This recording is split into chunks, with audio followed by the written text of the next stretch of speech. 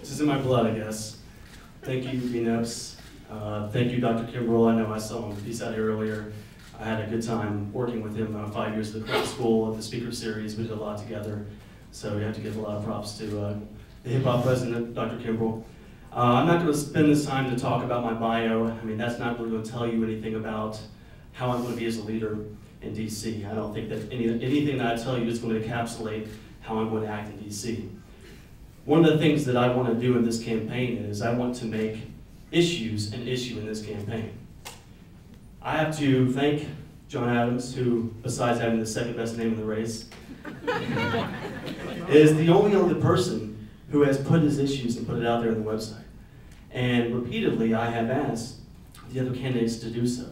Because I believe, especially in the time that we're in, you know, a freshman congressman is a freshman congressman. Okay? When you get to DC, you have to take on new issues and learn new ideas and assimilate a lot of material. But a state record is not necessarily a good indicator of how someone's going to do at a federal level. You need to provide vision, ideas, and issues. They're completely distinct. And so this is why I have been calling out all of my candidates to put their issues out there. This is an election after all. And I'm going to continue to do that. And I'm going to make it real easy for everyone. Just so there's no waffling and no uncertainty. Okay, I would have voted for the healthcare reform. I would repeal the Defense Against Marriage Act. I would support Roe v. Wade and not repeal that. I would support cap and trade. I would support immigration reform in the form of amnesty. Ask me any question. I believe that our leaders should state exactly where they stand on the issues. I think people have had enough of people pretending to be Democrats. It's time to have someone actually acting like Democrats. You know, we can look around in all of the core of history. Our leaders out there, the best federal leaders, put their issues out there.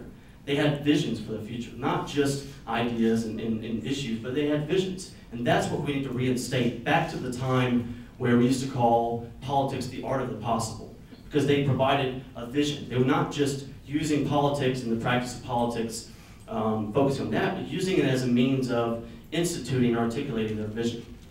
You know, I know that because I'm young, I'm not supposed to speak out on the issues. I'm supposed to be respectful.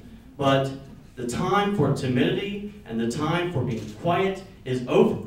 These are serious issues because I might be young, but everyone is left under all of our generation's problems, but they're especially my generation's problems. And I'm not willing to sit back and let any more career politicians tell the world how we're supposed to act, because we need new ideas, new blood. Because let's make no mistake, a storm is coming. It's on the horizon. There's a fury of ideas, new leaders, and we need new blood, and that's what I intend to bring to Washington. And I'm glad we can finally talk about the issues for once today. Thank you.